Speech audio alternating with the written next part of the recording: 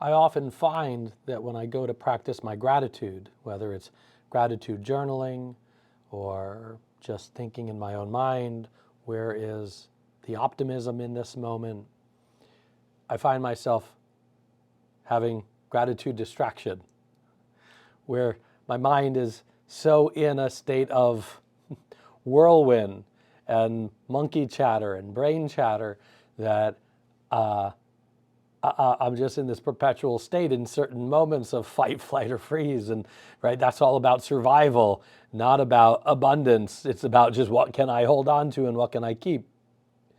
And so I ask you to think in your mind right now this question: how does gratitude distraction show up for you? Right? We might be able to say words, I'm grateful for the hot water. I'm grateful for the table. I'm grateful for my candles. But are we actually focusing on the actual gratitude, or are we just going through the motions?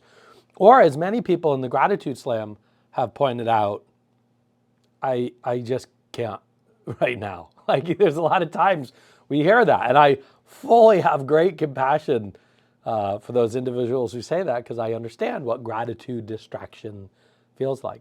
I want you to think of something else in your mind. What do you think the consequences are of experiencing, whether temporarily or ongoing, gratitude distraction? What are you missing out on? What, by not having appreciation or reverence for something or someone, might be showing up in your life by having gratitude distraction, by not creating a space and a time to be able to experience and really focus on with great reverence gratitude? I know for me, it shows up that I'm just in churn-it-out mode, churn-it-out mode, churn-it-out mode, and I don't have the opportunity when I'm not practicing gratitude, when I'm not exercising and using that muscle.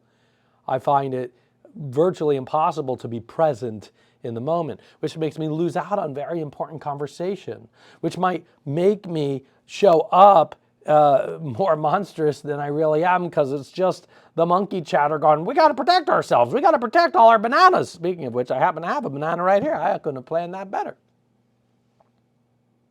And so I want to give you the solution that I found in my life, and whether you adopt it into your life, or you find something similar in your life, or you find something different altogether, I want you to know there's options. And so what I found the solution to remove gratitude distraction is to be able to live a lifestyle full of ritual. And what I mean by that is ritual to connect to source energy, whatever that means to you. I know I'm here in this body, but man, this is pretty remarkable.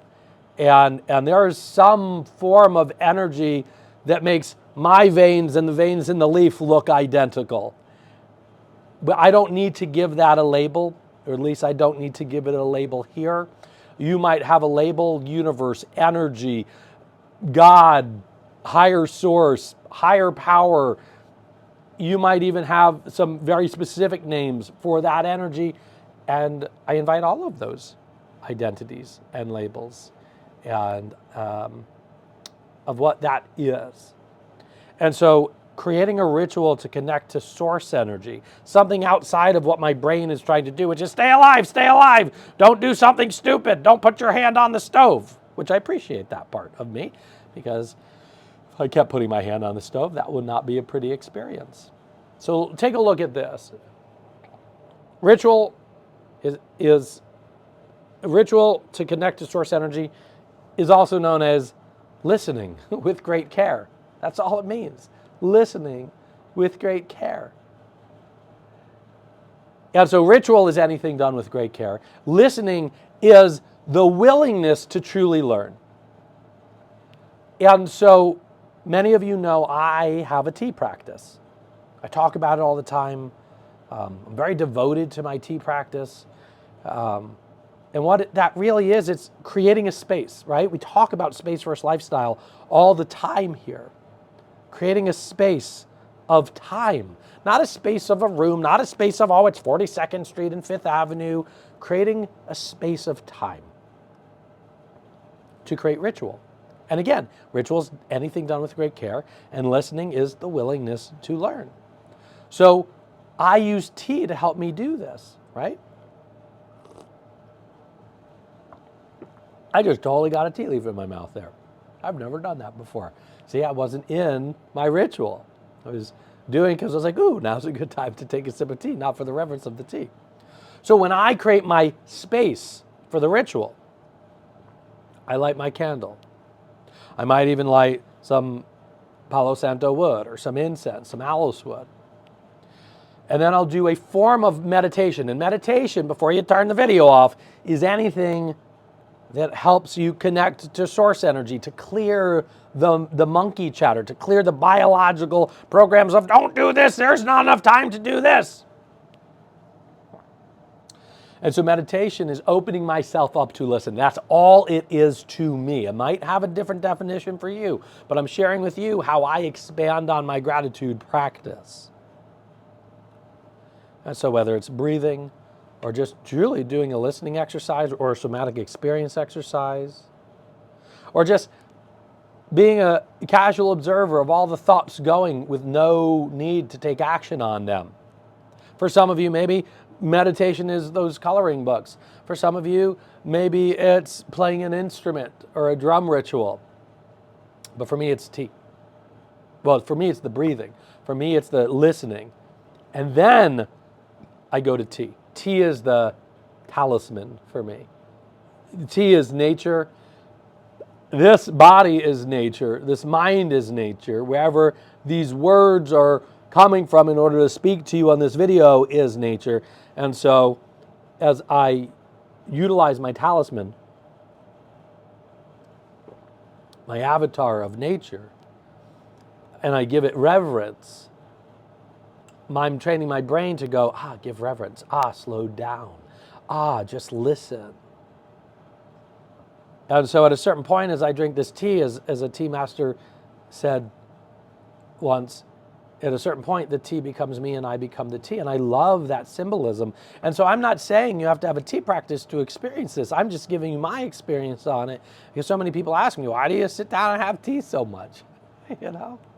And then people go, why do you practice gratitude so much? And people go, why do you drink tea and practice gratitude so much? So I'm sharing with you how I've lived life on my terms by learning how to create space. And so I'll have the tea and I'll sit for no reason other than sitting. And wow, if you told me that I'd be saying that phrase 5 years ago, 10 years ago, 15 years, sit for no reason other than sitting. No, I don't remember if it's Zen culture, but no for good sitting, no for good tea, no for good listening. And I love that idea. Again, I've heard a tea master say that once, Wu De, and I don't know where he heard it. He admits that he's also a student, as I'm a student of the leaf. And at a certain point, I'll finish my tea. I'll have 2 or 3 bowls or cups. And I'll end my space. I will mark the closing of the space. And so now I go, okay, now we're back here on 42nd and 5th. And now I gratitude journal. This is when I gratitude journal. I exit the space of ritual, of reverence. And you know what? Sometimes I'll even bring in the gratitude practice into the ritual. There's a tea master, by the way, and the reason I practice the gratitude now is because I've opened myself up to listen.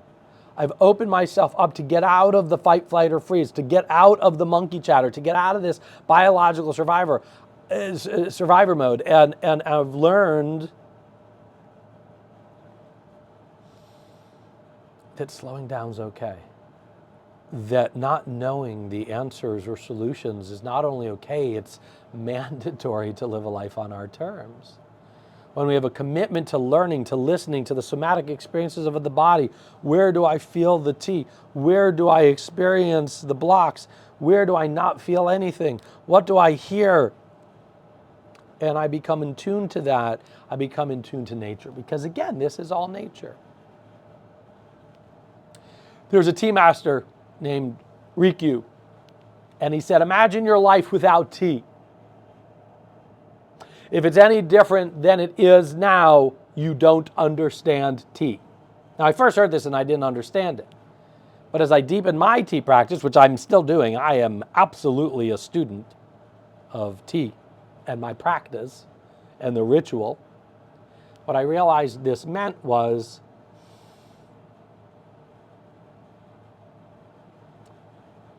I've got to be able to take my practice with me. The purpose of the practice, is to build the muscle. Once you build a muscle, you don't stop building the muscle. This is what this means to me. This is how I interpret it. The practice is the reminder. The practice is the ritual. The practice is the reverence, so that when I'm in a board meeting or I'm in a conversation with a team member where things aren't going so harmonious, I can bring my reverence of listening and ritual with me, because I can catch myself. And so the purpose of the ritual is to recognize when I'm falling out of ritual, when I'm falling out of listening. And so that's why if you told me, like I said, 5 years ago, I'd sit down once a day, 7 days a week for 30 minutes to an hour and a half and just drink tea, I'd be like, there's no way. And now I say, there's no way I will not, unless I can't for any circumstances, and then I have to bring it with me. I have to be able to live life without tea and still live it with the tea, with the ritual, with the reverence, with the listening. And I have a lot of people say to me, well, I've got children. Well, I'm a caregiver. Well, you don't understand what it's like to have 3 cats. And I appreciate that. I'm not saying you have to sit down for 30 minutes to 90 minutes, though I do believe you can get there. I do believe you can get there. And there's been a lot of people before us who have. So you start with 5 minutes. What's your ritual? Is it in the shower? You knock on the wall of the shower. You let the water hit your face. Ritual is anything done with great care. Maybe it's just laying in bed and before you actually open your eyes, it's the first 3 breaths, and that's your ritual. But as you practice ritual, you build a tolerance for ritual as well. And as you build a tolerance for it, you find new ways to incorporate ritual in your life. And so, well, here's what happens. I show up stronger for everybody around me. I show up stronger for myself. I have more inner peace. I have more fulfillment. I have more harmony. Even when things aren't going well, I can adapt faster. And what I did is I've taught myself to slow down. I've taught myself to listen. I taught myself that even sitting still, I'm enough. I'm nature. I'm the leaf. I'm the blade of grass. And so here's what you need to do. Just commit to a ritual. Even if it's 30 seconds or 5 minutes or 30 minutes or an hour, practice it for 7 days and let it evolve. Create a space, accept that you've created the space, and practice reverence in that space. There's a quote, I've seen multiple people credited for saying it, how you do anything is how you do everything. So how I create my space is how I hope that I do everything else. And when I don't, I have to come back to the tea and spend some time with her and my ritual. And that's what I do. Ritual's not about perfection. Do not go for perfection. Don't say, I'm going to wait till I get this right. Just start. Ritual's about practice, not perfection. And the purpose of ritual for me and my gratitude practice is to recognize, as I said, when I'm not listening, when I'm out of ritual.